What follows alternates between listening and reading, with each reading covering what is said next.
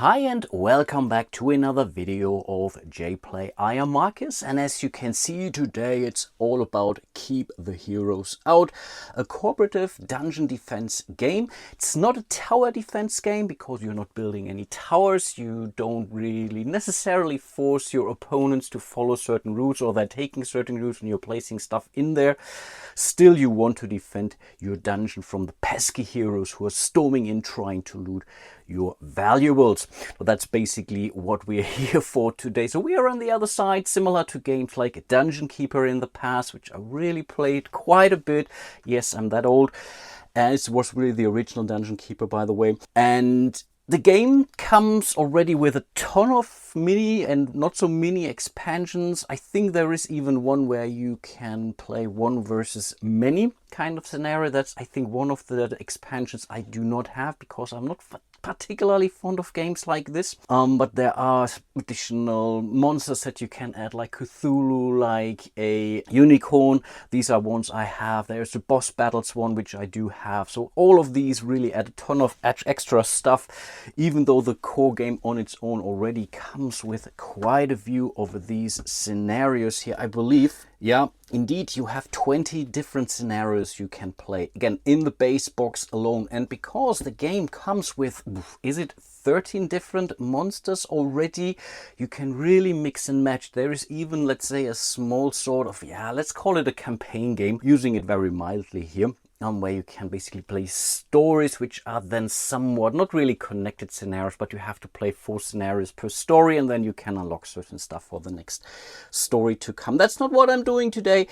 Today I'm basically learning the game with you. I went through the rules, I went through some threads on the Geek. I believe the majority is actually pretty clear in the rules, but don't let the cute artwork deceive you. It's really not a kid's game. Similar like games of Root also, on where we have these ultra cute little pawns here. I don't want to use the word meeples here, but it's not an overly complicated game and a complex game, but still the way how you think throughout this game, it's really not a kid's game. You can play it with a family for sure. There is somewhat of a family mode in there, which is then also a little bit simpler. But apart from that, it's, I think, really a gamer's game. That much is clear. So today we are going to play the very first scenario here, which is called The Witch's Cauldron. You have no idea how hard it is to find a dungeon that has no necromancer for a landlord. Sure, they offer great rates if you don't mind waking up undead with your head stitched on a rhino's armpit. So personally, I would choose Witch instead any day. Yes, they are known for being a little eccentric, but who can blame them? If I was living on a very strict frog-based diet, I too get hangry from time to time. So in theory, that's basically a thing that you have to complete. I think for all of the scenarios, as far as I know, is that you have to survive. That's your goal. So we are going through a deck of cards, basically twice. And when we are still alive by that time and still haven't lost our main treasure, we have won the game. The scenarios simply add a little bit of a challenge to each of these scenarios and also a little bit of flavor. So in this case, shuffle the witch cards marked with the number 1 along with the hero cards to create the guild deck. That's what I do. So we added 2 extra cards to the heroes guild deck. I think it's 16 cards in the hero guild deck. So by adding these scenario cards, you're making the game quote unquote longer and thus more difficult. I believe the last scenario comes with really a ton of those, 15, 20 cards or so, what I have seen. So the game, yes, is getting progressively more difficult. The special rules now for this scenario is we have the lunchtime delight. So whenever we are drawing one of these witches cards, we have to basically consume a frog from the corresponding space here on the game board. I put an event marker on there, and if there is not a frog there, then we are all losing 1 card from our hand. I think it's not the end of the world. Of course, it's basically a deck builder, as its engines. Are losing a card is always not great in a game like this. If we happen to have a frog on that space when we are drawing that card, everything is fine. We are not suffering any penalties. But that's basically it. They're not adding anything to how we're winning the game. We still have to survive a couple of rounds before, again, the heroes are stealing our treasures. In respect to the treasures, we have various here on the wall. The most important one is here in the vault, which has the number 4. The number 4 basically is its own defense value. So in order for the heroes to, more or less make us lose the game, defeat us, they would have to have 4 active heroes in that dungeon without any monsters whatsoever. In this case, they would flip it over, and here it simply says, you will see, a skull, which tells you that you have lost the game. All the other treasures that you see there, ranging from 1 to 3, they are here to protect us to some extent. So heroes will still go after those and will first of all try to rob them before they're moving on to the vault. They all come with I think more or less they all come with a grim effect on the other side, so something bad could happen to us, or when we let that happen, but still they are there to block the heroes to some extent. But keep in mind, whenever this one is looted, we have immediately lost the game. There's nothing we can do about that. And those heroes will then activate at the end of each of the 2 monsters that I have randomly chosen for this game. There are various different monsters in the game, but ultimately I decided to go for a 2-player game, even though you can play that game truly solo, which is definitely nice, and I think you can even play it up to 6, but then you have to add some little tweaks in there. I think the sweet spot is somewhere between the 2 and 4. As for the skeletons, we have 6 skeletons in total, so we can't have more than 6 on the board. That's basically it's really our cap here. All these skeletons have a health of 1. I think that's true for most of the monsters, other than the dragon here, for example. He has 5 health, but there's only 1 miniature of it out there. So that's why playing the dragon alone could be really already on its own quite a challenge. All the witches, which you can also play, these are those here. They come with 2 life points each, but they're also only 2 witches in the dungeon. That's how the game balancing things out a little bit, and that's, I think, you really can mix and match all these monsters together, playing different kind of one-off scenarios and whatnot. So I think with that alone you already get quite a good amount of replayability out of this game. Anyway, this number here tells us we have 10 of our monster cards, so that's our starting deck. Those are not symmetrical from monster to monster. I really only checked it very briefly. And we all come with a special ability, a special activation. So whenever we are triggering this symbol, we can do all kinds of things with that. But this one here on our thing basically tells us we are able to create 1 bone whenever we are activating this, whenever we are doing this in anywhere basically where we have one of these skeletons. And we need these bones later on to buy more cards and what, but this is something I will explain to you. So overall we have quite a few of those resources, and we are able to create one of the resources our own with the skeletons. As for the second player, we have the gnolls here. They have 7 minis in total. They start with 2, and that's something I forgot. The skeletons start with 3 skeletons already out on the board. Gnolls start with 2 on the board, and we have to start placing them in these rooms here. There are 2 rooms in the game, but I basically placed them all in the same room for reasons. They also have 1 health point. We have also 10 of these hero cards. I think here in the base game all of them have 10 cards. I believe there could be monsters which have more or less, I don't know. And their special ability, basically their special activation, allows them to do a melee fight, which definitely will come in handy sooner or later. So that's in respect to our monsters. Our skeletons all start here in these eye rooms. We have 2 of these eye rooms here, but I believe creating more of these bones and moving these bones then to this room here, and here for bones we can then acquire animals. I think this could definitely make sense. That's why I said let's create them all here. As for the gnolls, I have to place them on these bone rooms basically. We have also 2 bone rooms out, but ultimately I decided because we need frogs, we can create frogs over here. So I think this will help us with our special scenario, making the witches happy. And the frogs need to be here. This is where this event marker is in order to be satisfied. But we can also use the frogs on this tile to buy us a potion. And that's the deck building part of it. This is how you acquire new cards that are up here. So we have right now 3 scrolls, I guess, 1 weapon or equipment and 1 potion. There I think there are two more classes, no, one more class. I think these are the animals or the beasts, which we can then also add to our deck. So this is where the game then really allows you to increase your hand and optimize your deck. As usual, I will explain the game as I go, and I think we are now ready to go. Maybe one last thing to mention are those portal markers here. Right now they're unfinished portals, so in order to activate them I have to send heroes in there, or not heroes, monsters in there, and have to take the activation action. Then we would flip them, and then we can basically jump from one to another, but of course we need to activate them both first. Okay, I think that's that. I will explain all those special rooms when we get there. And yeah, I think let's get cracking. We all start the game with 5 cards. So this is for the skeleton, 1, 2, 3, 4, 5. We will do the same for the gnolls. So let's see what we have.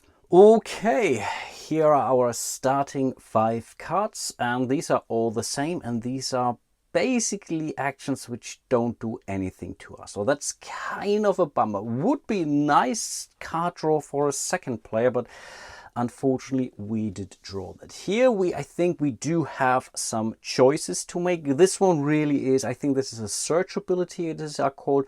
When you do this, doing a melee attack, which we are most likely not going to do, you get to do that. So you're transforming basically one hero into a skeleton. That's what those guys do. So this is where you can spawn new folks. Definitely very, very powerful. This one here allows us to place one skeleton in, I believe, this room here. And this one, or we can take the activation action on this. So here we have to choose. This one here, you can do these two things in any order. So we can first move and then activate something, or we can activate something and then move. So ultimately, not a great starting hand. There is one thing that you can do once during your turn. It doesn't require you to take an action. You can basically throw one of the heroes here into the cells. If you do that, certain things could happen, but you are always able to draw a card. So that's definitely 3 cards from your deck. And I think that's what I'm going to do for the skeleton player. So first of all, we are throwing one hero into the dungeon, which means we are drawing the topmost card of the guild deck. And it's a rogue, I believe these are called. Let's put it here. You can see that. So we are taking one of these rogue tokens, and because it's a rogue, we are basically exhausting this in here.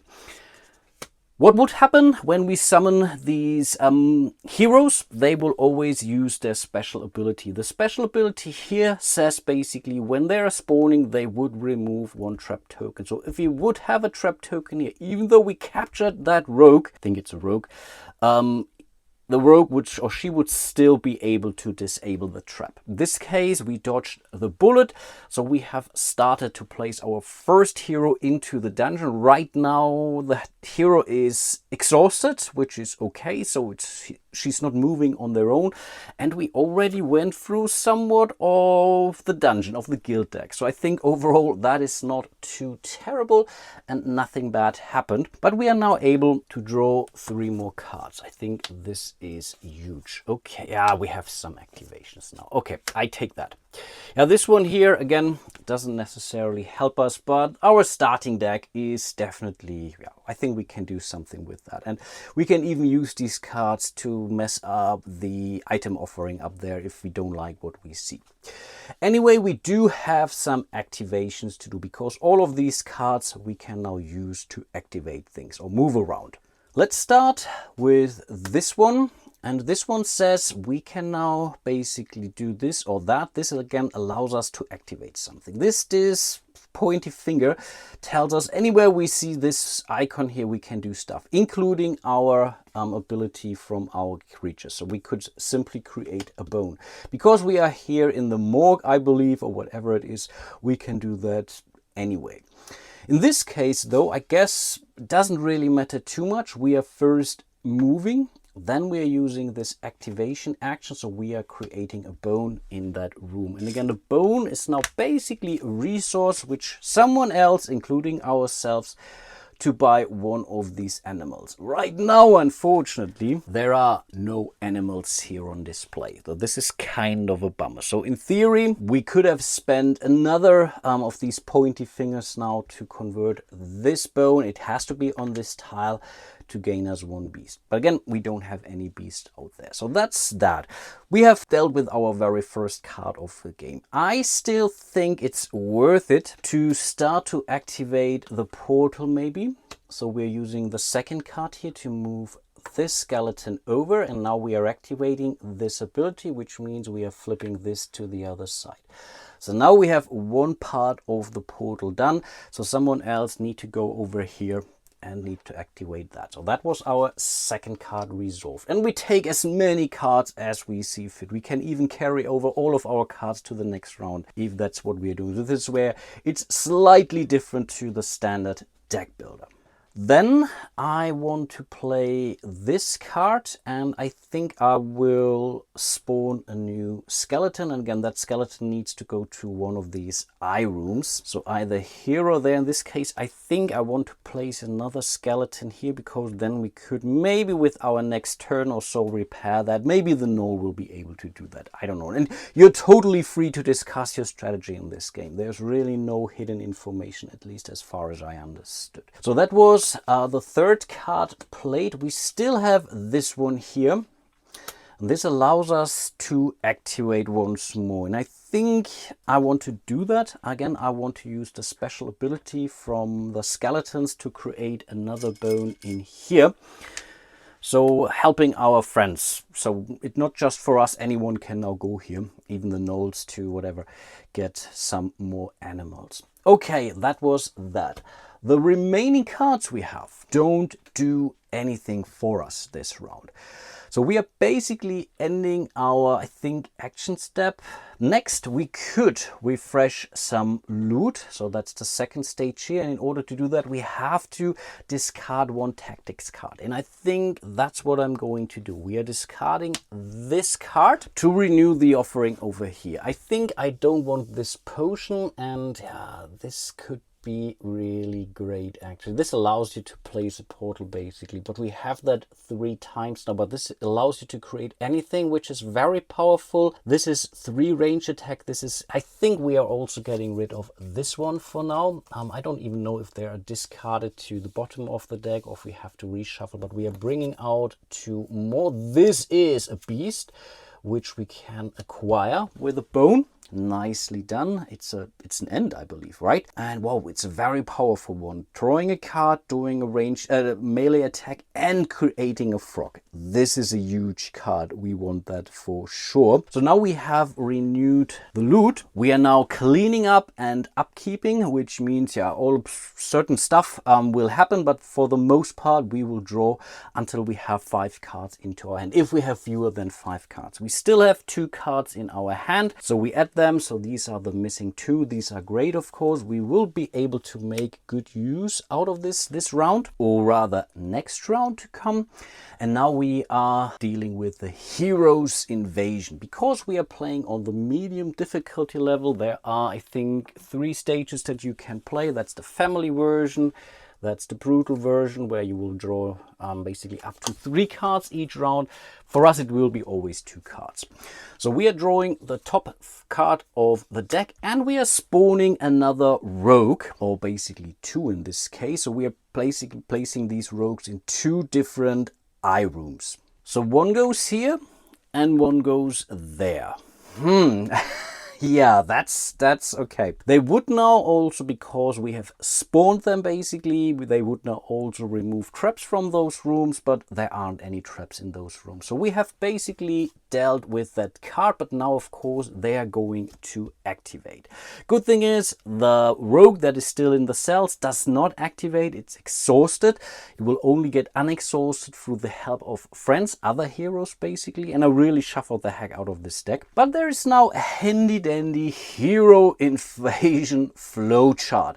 So let's have a very quick look at it. So we did that. Is it a hero card? Yes, summon 2 heroes in the room storm we are doing. We are not running out of heroes, so we are moving directly into the next thing. Now, after being summoned, he will perform their special ability, remove 1 trap from the room. Again, there weren't any traps in the room. From there, we follow along. Is there another trap in the room? They only remove 1 trap. So if you had 2 traps in that room, they would still take it damage. No, there is no hero.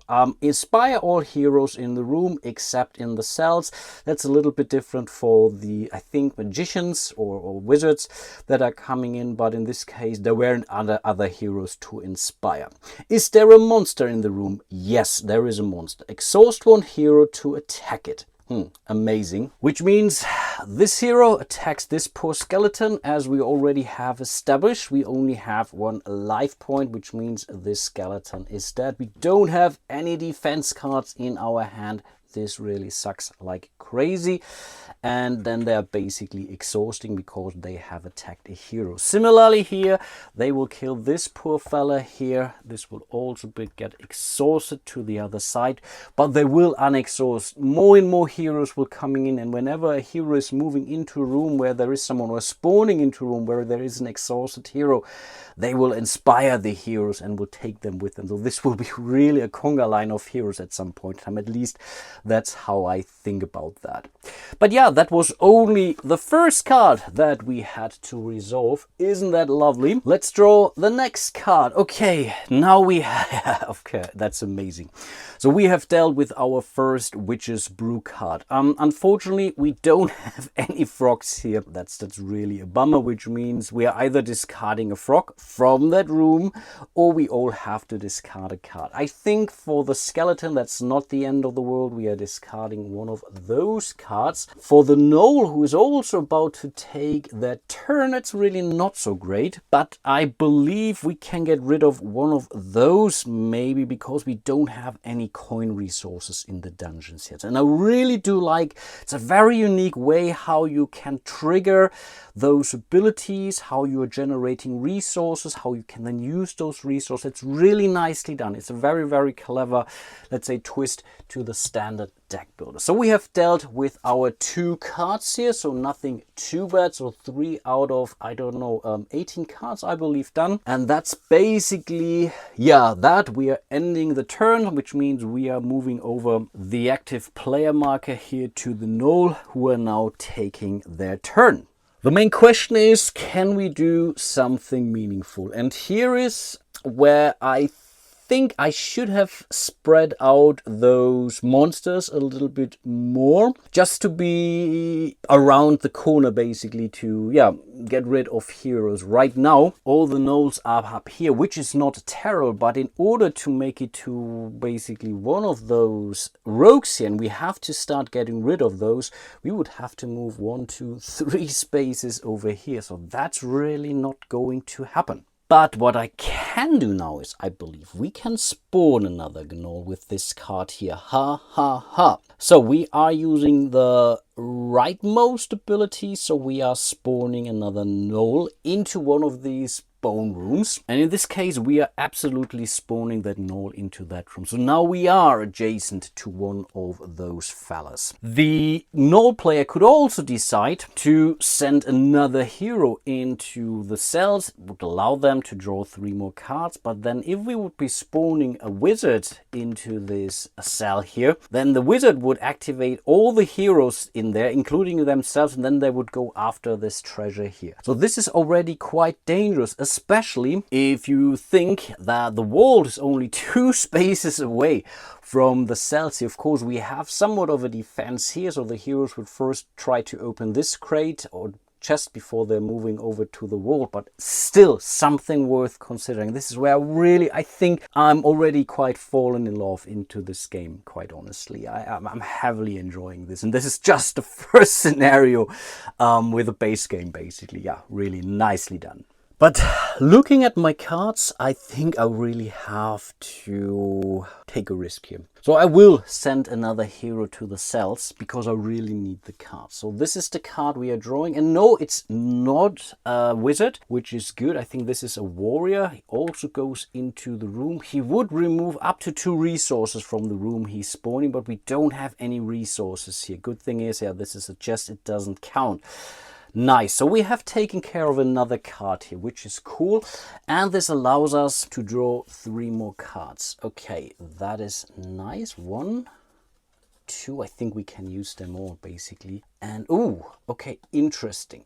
interesting. I mean, yeah, you see a lot of duplicates. It's their starting deck, I get that. But I think this worked out to be quite nicely, actually. I will take this card here and play it on this knoll.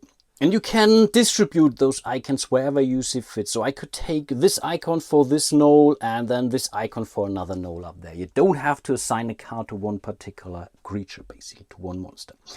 So I will start with the activation here, and again we are spending one of the bones that our friends the skeleton created here to acquire ourselves one of these animals, beasts, which is in this case the end. The end simply goes into our discard pile. This is where the game is a standard deck builder, and we are immediately revealing a new card, which is another potion. I believe this icon basically means you are reinforced. Look at the top 3 cards of the tactic decks, and I think we can then keep cards that show this symbol or so. Basically, in this case, spawning cards. But I was still hoping for another beast card, of course, because then we could have maybe got another one. Anyway, we're using the second action to move over here. When we are moving, you're also allowed to take resources with me. 1 resource or 1 trap. Not the treasures here, of course. So in this case, we could take the bone with us, but of course we need the bone here. That's what it was the plan all along. We are still moving over here to this crypt or whatever it is. So we have dealt with this card. Now we are going to play this card here, which is the search. We are taking the leftmost action here. So we are attacking the rogue, though the rogue is gone. They also only take 1 hit of damage, and now we have created 1 coin in the room here respectively. So the hero dropped a loot. Nicely done, Noel. Cool. As we now have a coin, I think it's time to place this card here. So we are basically doing that. It's another search ability. So we are discarding that coin, and this allows us to place 3 Knolls into the same room. Okay, that's how they're really after the gold, it seems, but it's still worth it. So now we have almost all of the Knolls out in the dungeon. I think this does help, and we still have 3 more cards, and I think we are playing one of those cards for this effect again. So we are spawning the last Knoll we have into the bone room, I believe. Yeah, let's do that. And then I guess we may want to create some frogs after all, right? So we are playing this card here.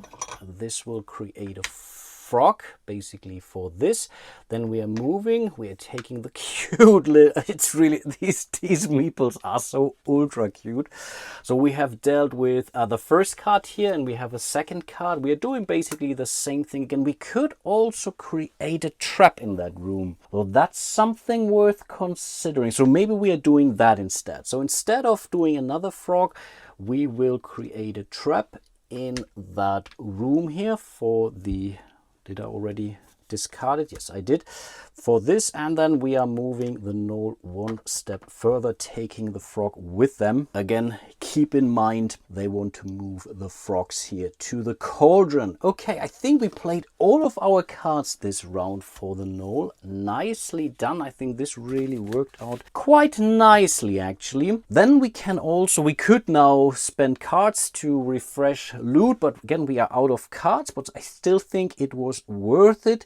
Then we are drawing 5 more cards. We still had 2 more cards in our hand. So 2 more attacks here, and now deck builder like, we will shuffle our discard pile and we'll draw up 3 more. Again, I think I will do that off camera. I really like to shuffle quite well. And then we are spawning new heroes. Okay, we are still spawning 2 heroes. Oh gosh, another one of those. Are you kidding me? So I have to get rid of 1 more. So I think for the skeleton, we are discarding one of those again. We're really on our way. Come on, we tried. And as for the Knoll, I think we are discarding this card. We are not going to spawn anytime soon. At least I think. Anyway, this was only our first card. Okay, the Magician.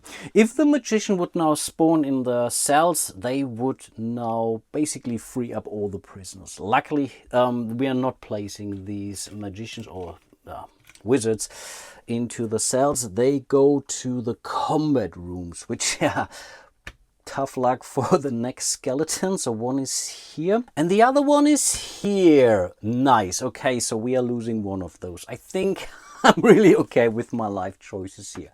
So we have dealt with the cards. I think we have to deal with the first. Yeah, it was the first card. So this one will simply kill our poor skeleton. So we really have to do something about that. That much is clear. And then the wizard is exhausted.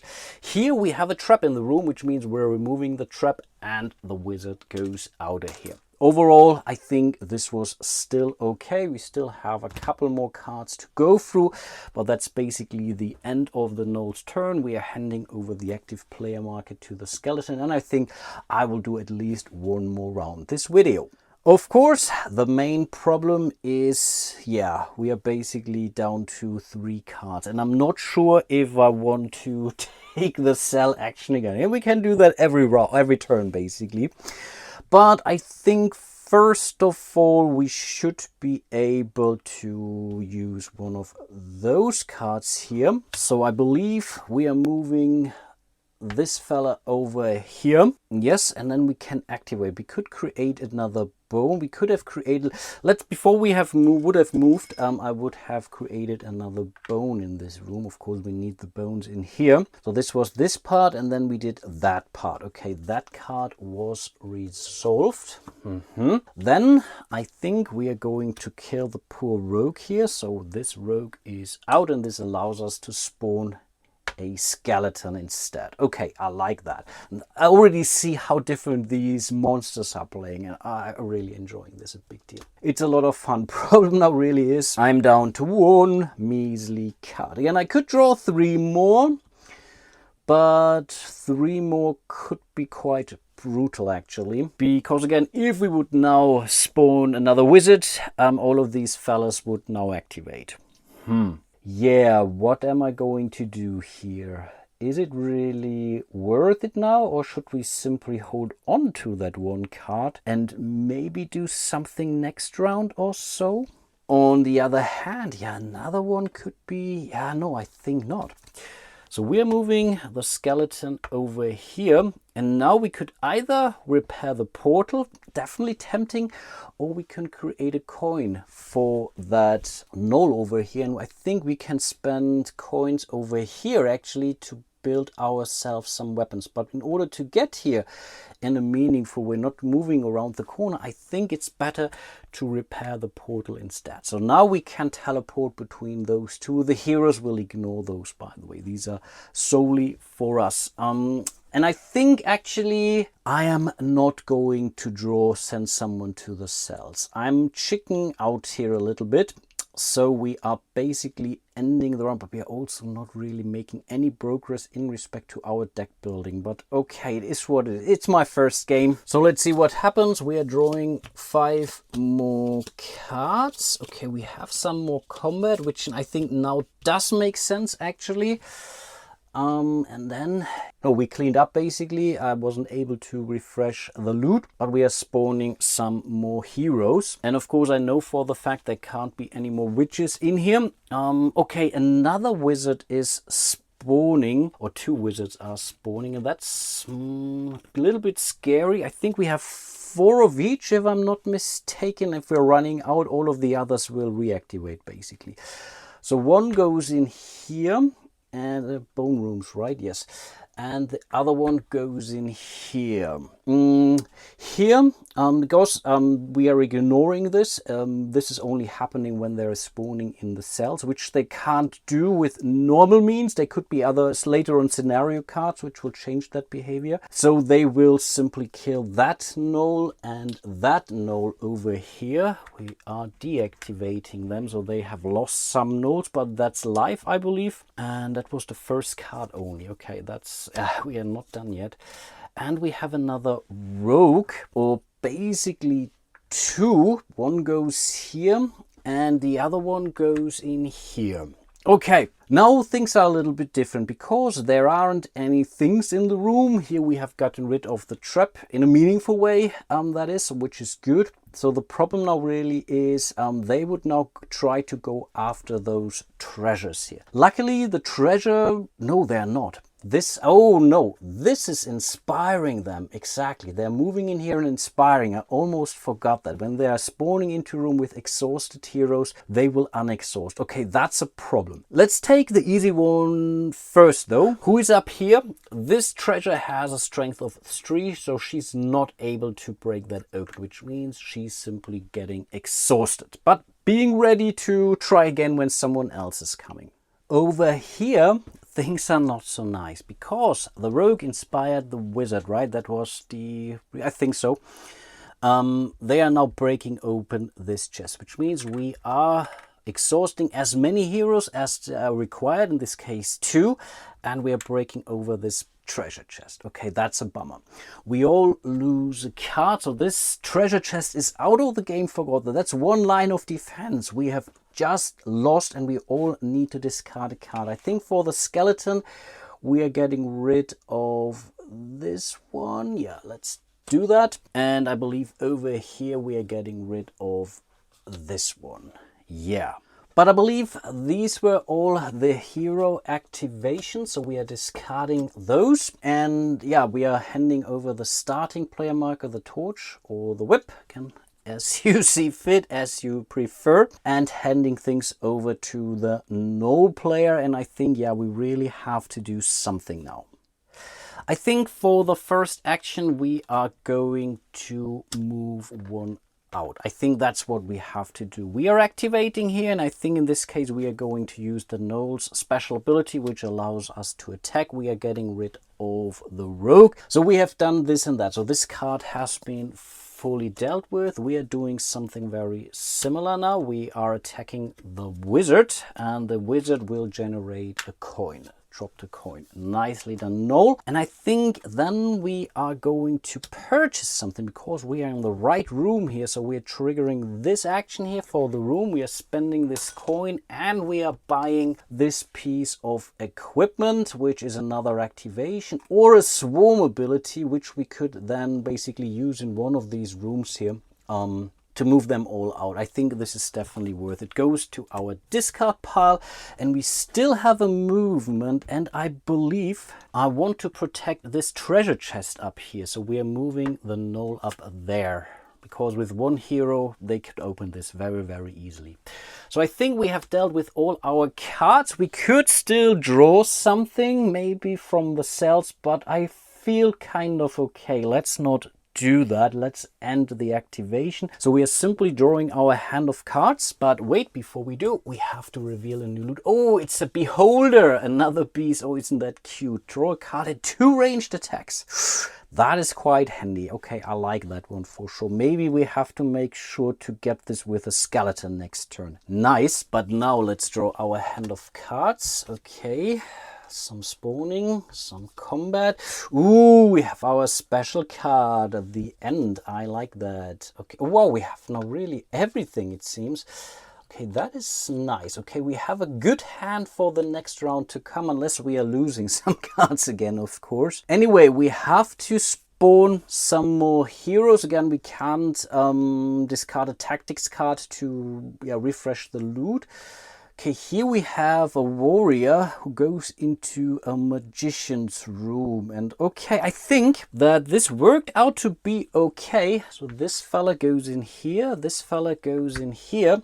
He would have opened that chest with a 1, but yeah, we are basically killing that null instead. And this exhausts this one here. And down here in that room, yeah, we are basically, he's trying to open that chest.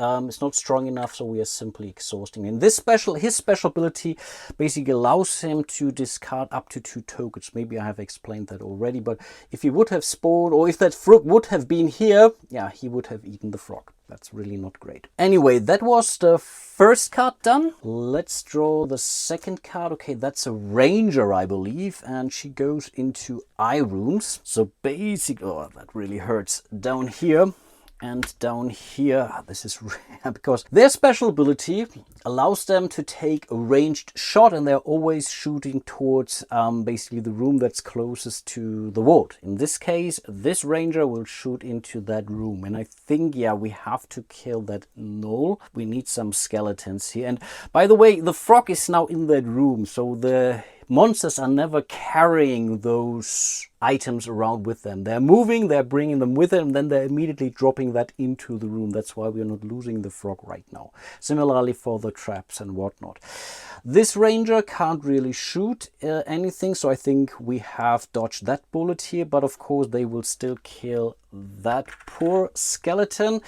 And this one will kill that gnoll here instead. But again, we have to protect these chests. The problem now really is the gnoll has lost almost all of his gnolls. Similarly for the skeletons, right? I mean, we had them all on the board for the gnolls, and yeah, bunch of rounds later, we have lost them all. Okay, that's life. But this also ends the round, basically. So let's discard those cards. We are handing over the starting or active player market to the skeletons and take it from there. But I believe for today I will call it. I really hope you are enjoying my little playthrough here so far. I'm really having a blast here. I enjoy this game. Very, very big deal. Really nicely done, nicely to look at, and can't wait to play it more. I should be able to complete my playthrough in the next video because again, I have now really explained the vast majority of the rules. It's very not a complicated game. The game is getting complex when it is around understanding how the heroes will activate and so on. This is really the important part. So again, I should be able to go through maybe the remainder of this round. Then we will flip it over and go through the same cards again. Let's see how things go. Maybe it will be a third video. Let's see about that. And yeah, before I forget, huge shout out to all of my patrons and channel members. You guys are truly amazing. Can't tell how much I appreciate all your support. So if you want to support my little channel, you will find a link to my page on Patreon. You can join me directly here on YouTube, clicking that little join button below the video. There's also a little thanks button below the video for a small or maybe not so small donation.